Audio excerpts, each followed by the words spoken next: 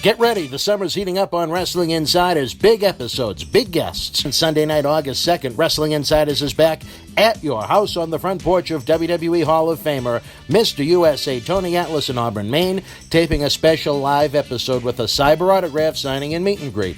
Help keep professional wrestling legends working. Support these great programs and online autograph sessions you can watch in our archives again and again. Visit BostonWrestling.com and our social media platforms for complete information.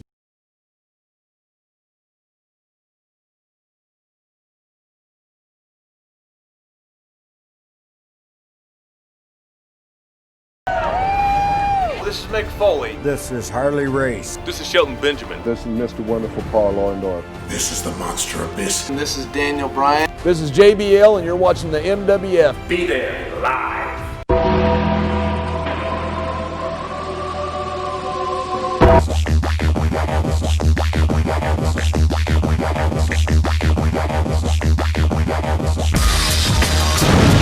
Tony, anyway, we know you don't subscribe to WWE Network, you don't have the Atlas computer yet, but leading up to the last pay-per-view backlash, WWE decided to promote the Randy Orton Edge match as the greatest wrestling match ever.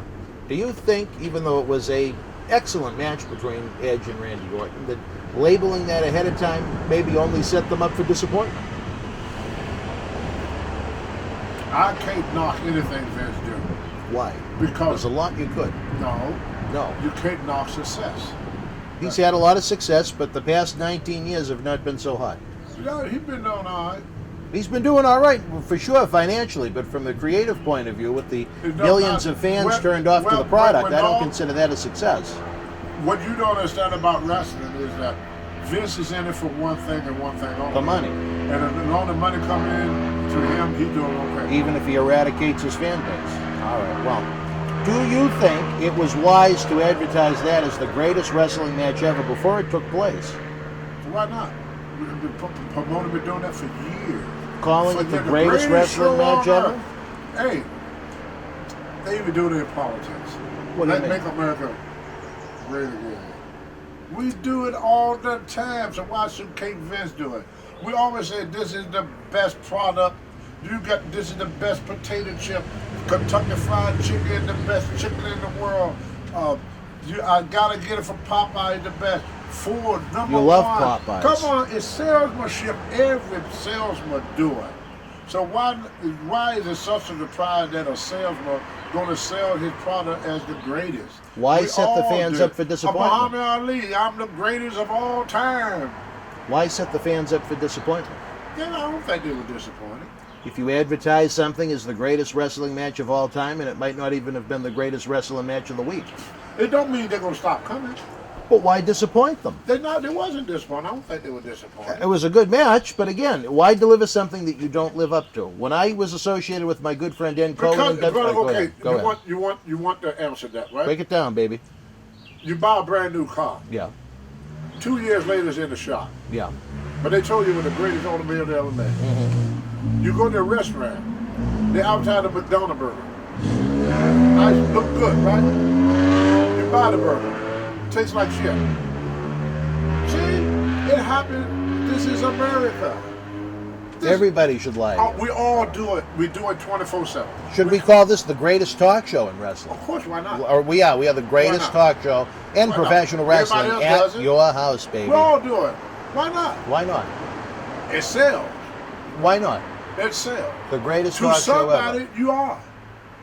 One man's dream is another man's nightmare. There you go. So you may not think that was the greatest match of all time, but there was probably thousands of people that thought it was. I doubt it. Some people thought Sergio Olivier had the greatest body of all time. Some people think Arnold Schwarzenegger did. Some people thought you did. Some people think Rocky Marciano was the greatest fighter of all time. Some people think Muhammad Ali was. Yeah. Everybody got their own perspective of what is greatness. We live in a world of different opinions.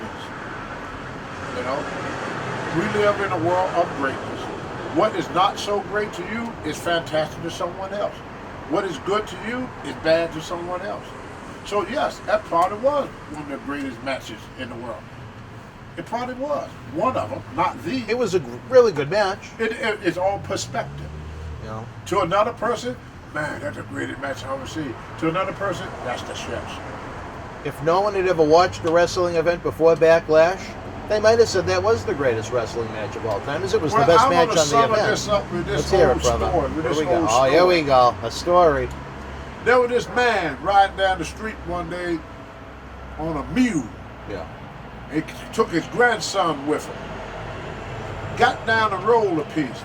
Somebody said, ain't it a shame that old man is riding that mule with his grandson walking in this hot sun?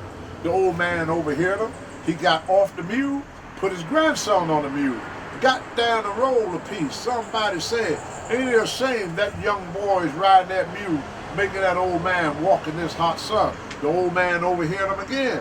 So the old man got up on the mule with his grandson. Now they both is riding the mule. Got down the road a piece. Somebody said, ain't it a shame that old man, that little boy is riding that mule in this hot sun? Old man overheard it. He went out in the woods, cut himself a hickory stick. Hickory is something down south like oak, very hard. So they tied the mule to the hickory stick and they carrying the mule now.